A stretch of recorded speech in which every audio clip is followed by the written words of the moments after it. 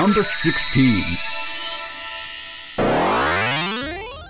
Sonic the Werehog. Now admit it, we all winced at the idea of the Werehog prior to Sonic Unleashed's release. You have to admit, the idea is completely ludicrous. I still remember that initial teaser trailer, the one with Sonic twiddling around with the ring, followed by the Werehog's claw smashing it against the wall. First reactions went a little something like, "Oh yeah, new Sonic game, can't be any worse than 06 and Secret Rings, right?" Followed by, "Oh. Now, thankfully, Sonic Unleashed went on to receive mostly positive to mixed reviews, and still lives on as one of my personal favorite modern Sonic games to date.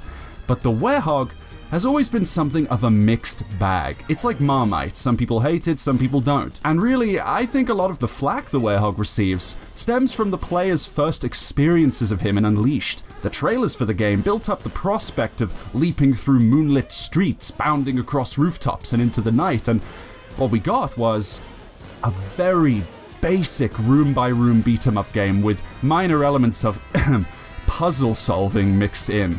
Rinse and repeat. Yes, sadly the Werehog's gameplay was easily one of the lower points of an otherwise superb game, as far as 3D Sonic games go anyway. But if you liked that gameplay style, that's fine, more power to you. Just for me, it didn't hit any sweet spots. However, as a character, and you'll hear me say this a lot, just like with Shade, but as a character, the Werehog was an interesting dynamic. Sonic the Werehog is savage, displaying such a rabid sense of viciousness that it's hard to believe we're still looking at good old carefree, happy-go-lucky Sonic. I made a theory video a year or two back over on the Sonic Show channel that delved into the idea of a darker side to Sonic's personality, and I referenced the Werehog. Even briefly touched upon the form in my 2017 Q&A video when Dark Sonic was brought up in question. And while some might shun the idea of such an angsty spin on a character such as Sonic, I, for one, completely welcome the idea, simply because it had never been done before.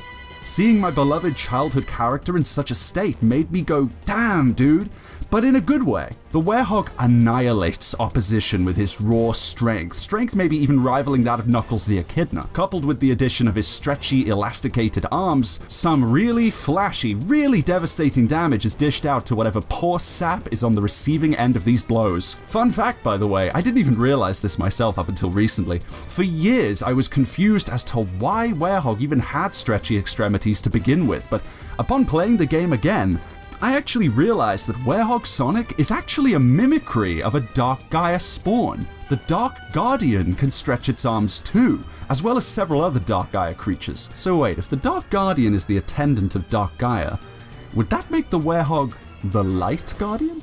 Ooh, theory fuel. Better stop while I'm ahead. As I was saying, the ravenous nature of the Werehog definitely showed a dark corner to the Sonic we know. Not only that, but it also presented this flip side where we witnessed the psychological repercussions of Sonic's transformation. The first cutscene between Werehog and Amy Rose is an excellent example of this.